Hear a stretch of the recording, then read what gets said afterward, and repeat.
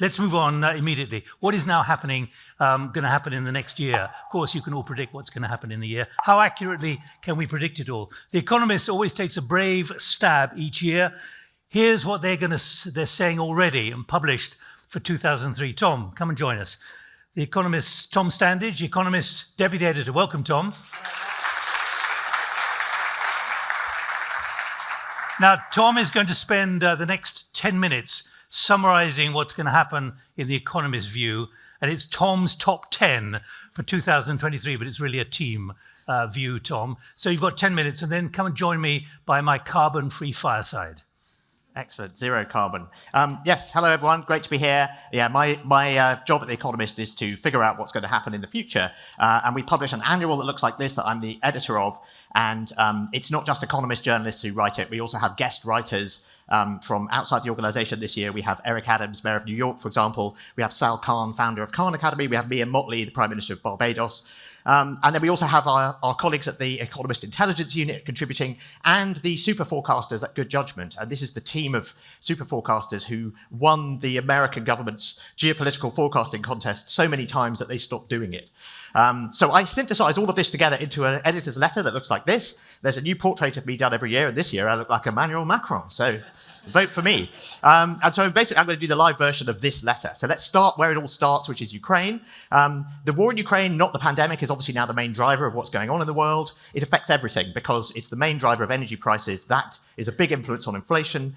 That in turn determines what happens with interest rates, and therefore how deep the recessions we're going to have next year are going to be. Also affects food prices. So really an enormous amount hinges on what's going to happen. So what is going to happen? Well, it's clear that Vladimir Putin can't win, so all he can really do is delay losing. And that's what we think is going to happen next year, that Russia's going to try and spin this out for as long as it can in the hope that Europe loses the will to support Ukraine because we have a cold snap and we don't want to have to fund them and send them weapons anymore, in the hope that Ukrainians will lose the will to fight. That looks extremely unlikely. But most of all, in the hope that political shifts in America mean that America, which is the main backer of Ukraine in terms of money and arms, will pull the plug. And of course, what Putin is really hoping for is for Donald Trump to come back. So a lot really hangs on what's going to happen, but I don't think we're going to see a resolution to this next year. Unless, that is, Putin is ousted, and the super forecasters put that at a 1 in 11, 9% chance, so not very likely. So recessions, single word summary of what we're going to see. We're going to see a probably mild recession in the US, a deep one in Europe, and a long one in Britain. So that's going to be quite painful, and the pain is going to be global because the strong dollar affects other countries whose debts and imports are denominated in dollars. But it's not all gloom. There's one silver lining. In fact, I'm going to have 3 silver linings, so this is the first of 3. A big silver lining here is that this has accelerated the shift towards renewable energy. Now, in the short term, a lot of countries are burning more coal, but that's a stopgap measure. It takes about 2 years to get new renewables on stream, and so that is starting to happen. We're seeing lots of European countries accelerating, raising their goals for how much of their electricity they're going to get from renewables by 2030. Fatih Birol of the International Energy Agency says the conflict is a turning point in the history of energy that will accelerate the clean energy transition. Basically, European nations never want to be dependent on Russian gas again. So more wind, more solar, but also more nuclear and more hydrogen as well. Peak China. This is something I think we're going to have a lot of discussion about next year. Sometime in the middle of April, China is going to be overtaken by India as the world's most populous nation. Probably on April the 14th, according to the UN. 1.43 billion people. China's population, as you can see from this, is then going to start shrinking. It's already shrinking and aging. The workforce is shrinking. If you think about it, under the one-child system, you had 2 working parents and 1 dependent child. You now increasingly have 2 retirees and 1 child who has to look after them. So the economy is not going to grow as quickly as a result. But the economy is also being clobbered, as we've seen, by lots of other things, in particular by Xi Jinping's crackdown on the tech industry and, of course, his zero-COVID policy, which is becoming increasingly unpopular and unsustainable. And the difficulty he has is you can't release the controls because it's not a very well-vaccinated population. But if you keep the controls in place, then you have increasing unrest, and it also stifles the economy. So a lot of people are saying, is this peak China? And another interesting prediction is it now looks as though China's economy may may never overtake America's in size. That was something we thought was inevitable for a long time. People thought the same about Japan in the 80s, of course. But now it looks like that might not happen. Where there is a silver lining in all of this for the West, though, because this has completely discredited the idea that the Chinese model is an alternative to Western democratic capitalism. The deal with China was you get fewer rights, but we look after you and we get faster economic growth. India is now outgrowing China and is a democracy, of course. So the idea that the Chinese way of doing things is an alternative model has been killed off quite effectively. And that's good news, I think. The question, though, is will a slower growing China be a more dangerous China? We'll come back to that in a minute. Meanwhile, America is also divided government because the Republicans have taken the House.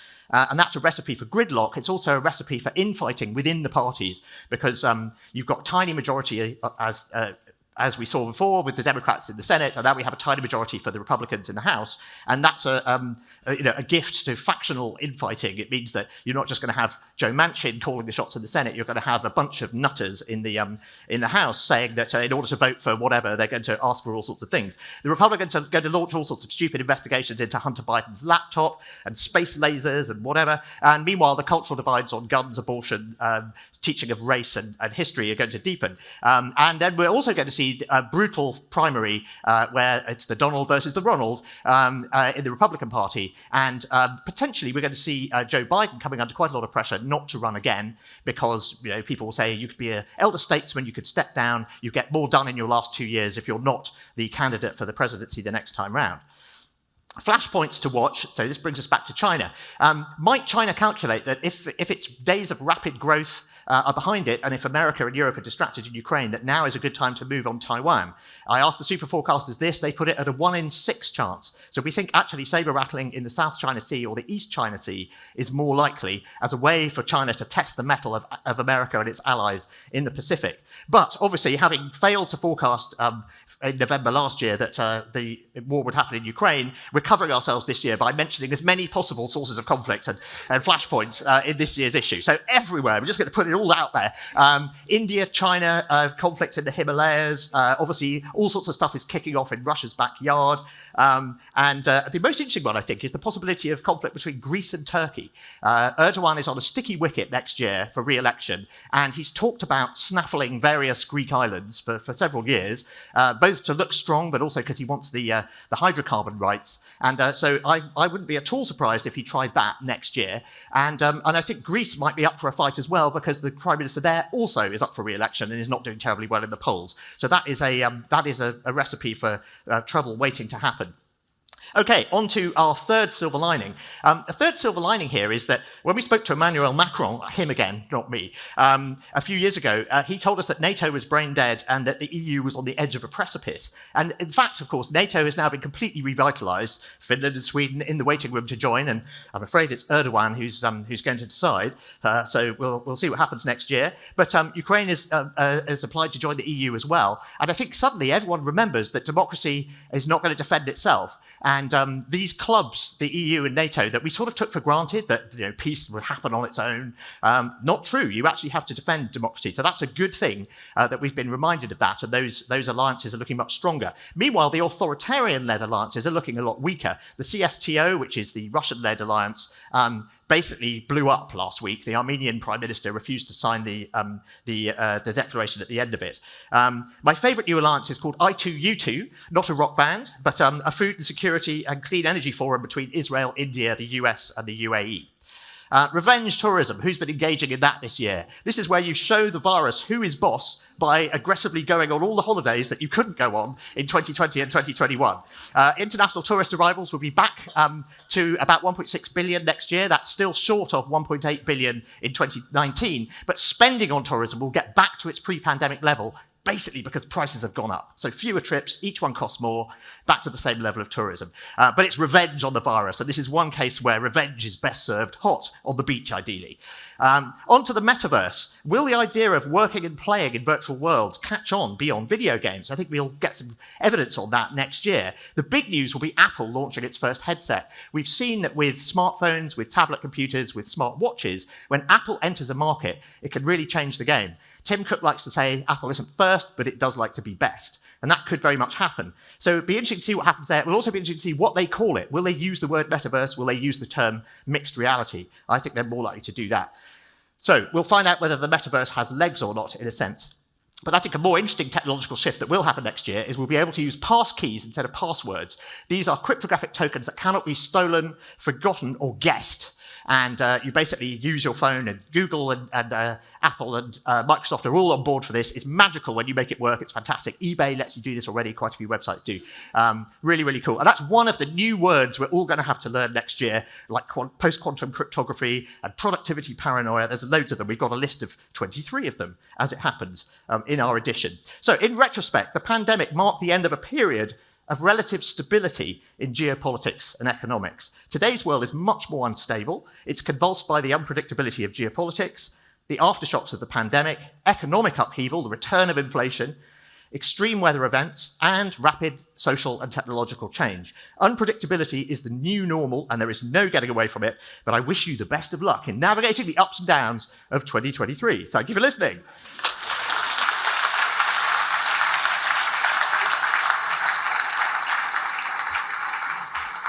Tom, come and join me. Who'd like to come in? I've got a couple of questions I want to ask just on the way in which the methodology that this was done. I need to ask you, given what you said about Greece and Turkey, who's going to declare Article 5 under NATO?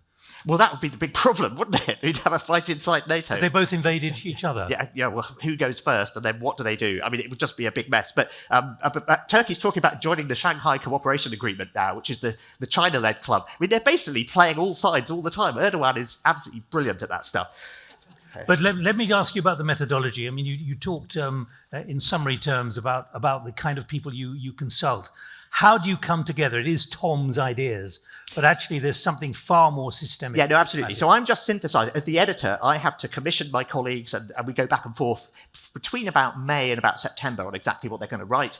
I also have to invite the celebrity outsiders and talk to them about what they think's happening. So that gives me a sense of what those groups think. The EIU, our sister organization, has specific predictions on economies and industries, and then we have the super forecasters that we work with as well. So what I'm really doing is synthesizing, and I write the top 10 absolutely last. So everything else has come in, I've edited it, and I'm looking at the recurring themes, and I'm synthesizing all of that into a top 10. And the idea is that it broadly reflects what you'll be able to then read in more detail if you dig into the publication as a whole. When you look back, what did you get wrong in the past and why? So one of the things I have to do every year is write an article about how we did last year, and which is great fun. And of course, give us a summary. Well, we missed one of the horsemen of the apocalypse in 2020, which was plague, and this year we missed another horseman of the apocalypse, which was war, which is a bit of a bore.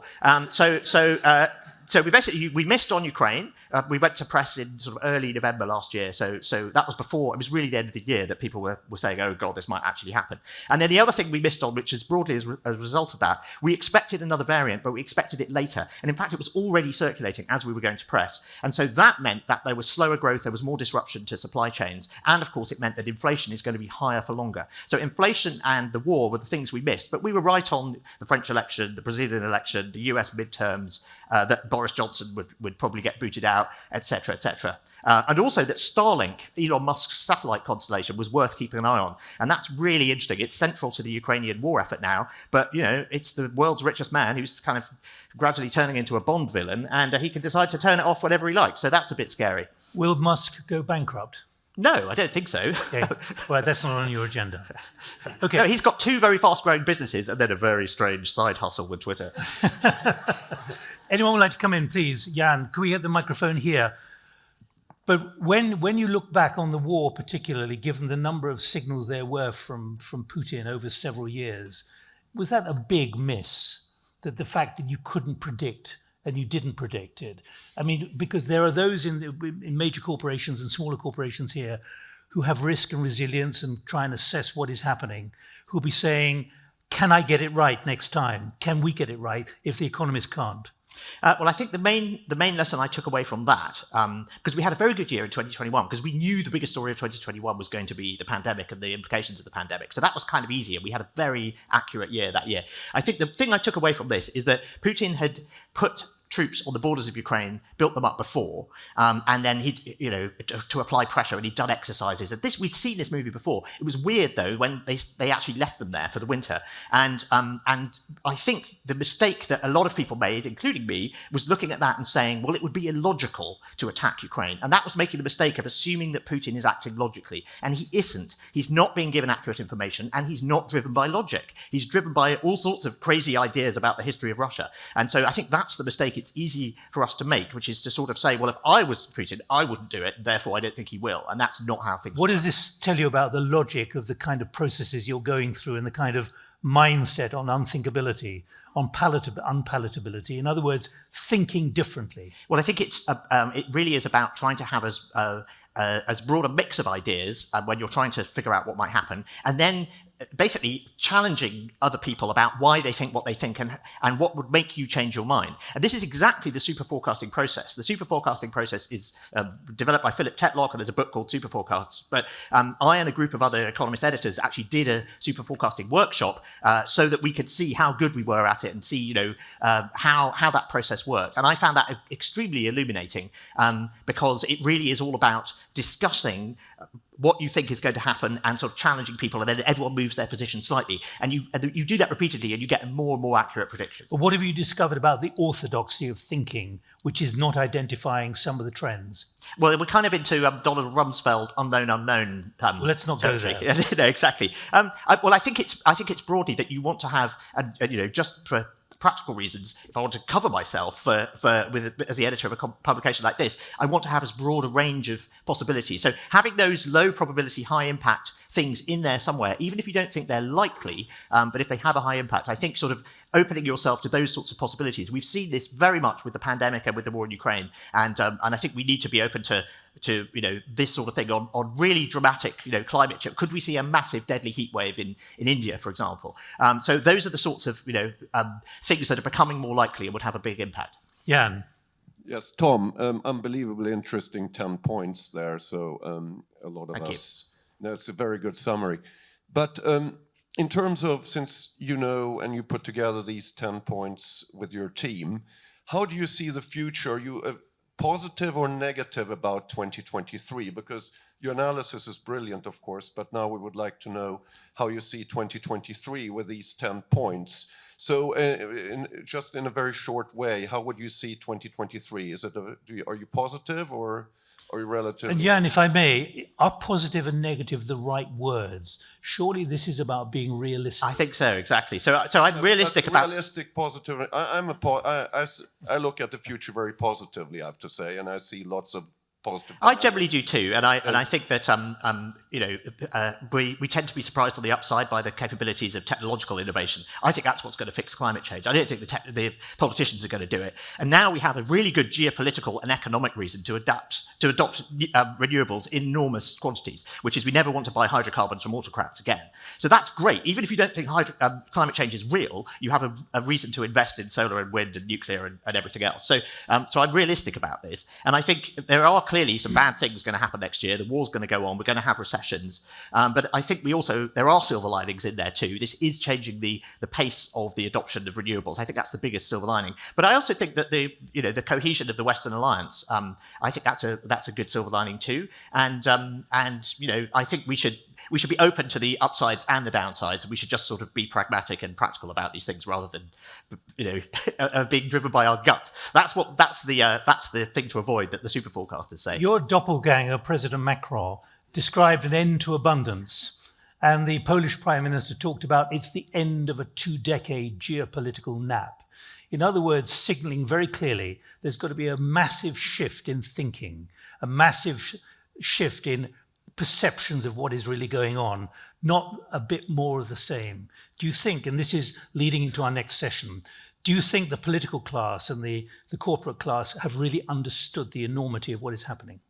To some extent, I don't think it's all sunk in yet. But I mean, look at how radical the shift has been in Germany, where they are basically militarizing again, and they are changing course on the on energy policy. Those are two really dramatic shifts, and they've come from essentially a green pacifist alliance.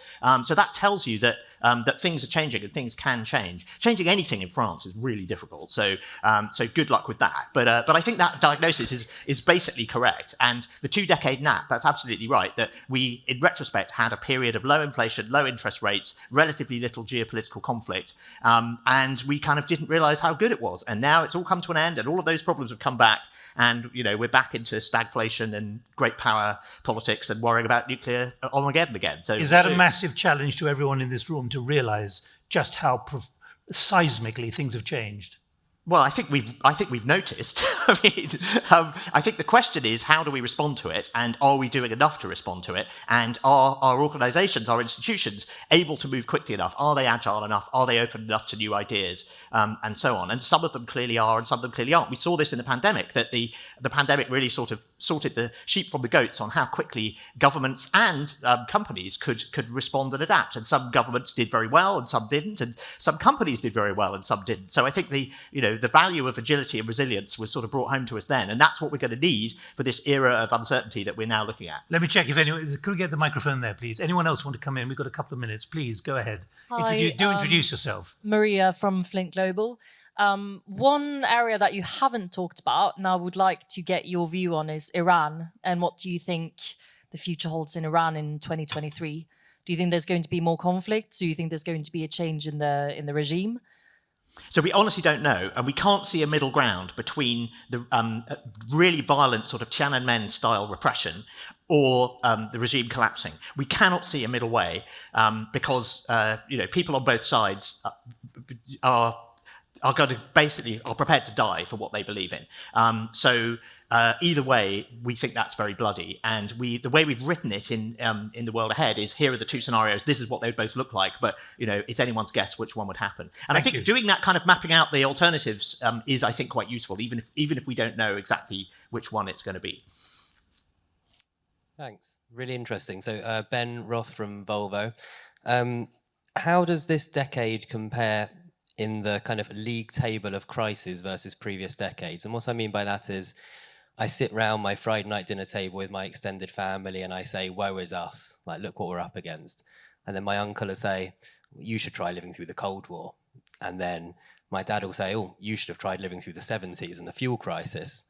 And then my wife's grandma will trump us all and say, you should have tried living through the Blitz. Can we all be invited?